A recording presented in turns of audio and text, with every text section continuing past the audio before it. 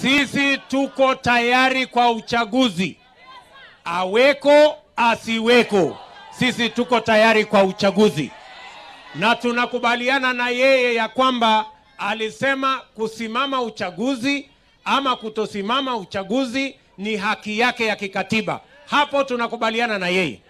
Na kama ameamua ya kwamba he will exercise, because we are told, he told us the other day, it is his democratic constitutional right either to run or not to run. And therefore we agree with him.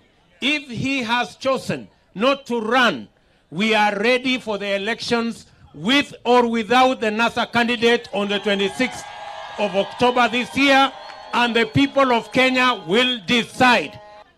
Nasikia sasa umesema withdraw.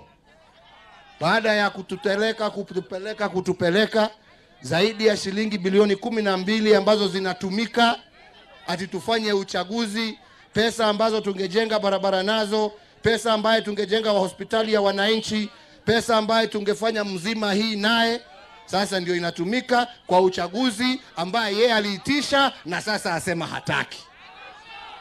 Kuna haki hapo jameni? Is there justice in that statement? Sikoti ilisema IBC haina makosa. Hii masharti yote unatoa, na hiyo IBC ndio imechagua viongozi hawa wengine wote. Na hakuna Mkenya ambaye amesema kunaye shida na kura ile ilipigiwa hawa viongozi wengine. Tabu iko wapi jameni? Sisi tuwasema, sisi tuko tayari, awe hapo asiwe. Jana alituambia ni ya kwamba ni haki yake ya demokrasia. It is his democratic right not to participate. Sindio?